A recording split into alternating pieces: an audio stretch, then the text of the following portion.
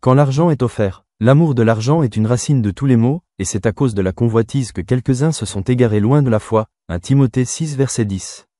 Shalom, chers amis du Seigneur Jésus-Christ.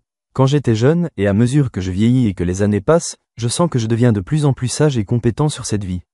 Je suis reconnaissant, vieillir est certain, mais ma connaissance de cette vie augmente également, même si ce n'est qu'un peu, même si elle ne peut pas suivre le progrès de la science et de la technologie, peu importe, tout cela n'est que la grâce de Dieu. Ce que je réalise, c'est que nous passons la majeure partie de notre vie à gagner et à dépenser de l'argent, ce qui ne durera pas éternellement. La bourse a plongé, les prix montent en flèche, les voleurs prennent les biens des autres, les choses s'usent et tombent en panne, ce qui nécessite de plus en plus d'argent pour remplacer ce qui est perdu. La nature périssable des richesses matérielles rend l'argent moins utile lorsqu'il est utilisé pour obtenir de la sécurité dans ce monde instable. Il est plus facile de perdre de l'argent que de le garder.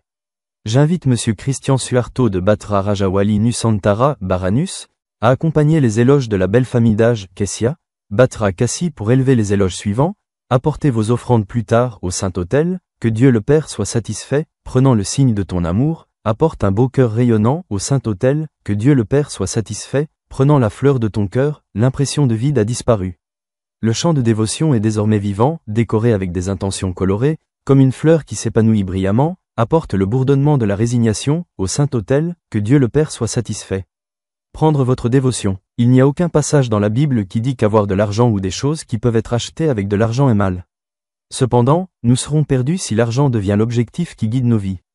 Tout comme dans l'histoire de l'homme riche et de sa grange, Luc 12 versets 13 à 21, nous nous concentrons trop sur l'accumulation de biens qui seront éventuellement perdus, si ce n'est de notre vivant, du moins à notre mort. Comme ce serait triste si, après avoir passé toute notre vie, nous nous retrouvions sans rien de durable et de précieux à cause de tous nos efforts.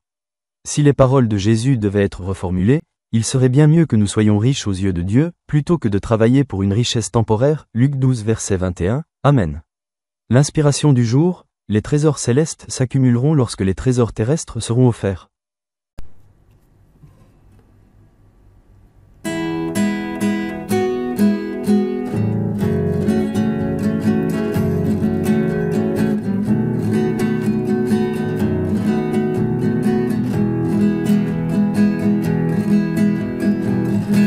Bawalah persembahanmu nanti ke altar yang suci. Semoga apa-apa berkenan mengambil tanda cintamu. Bawalah hati indah berseri ke altar yang suci. Semoga apa-apa berkenan mengambil bunga hatimu. Lenyaplah kesan hambaku lana, semarak ini medan berbakti, berhiaskan niat warna-warni, bagaikan kembang mekar berseri.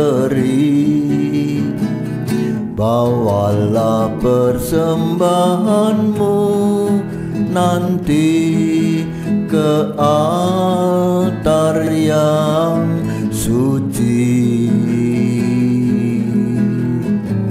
Semoga apa-apa berkenan mengambil tanda cintamu.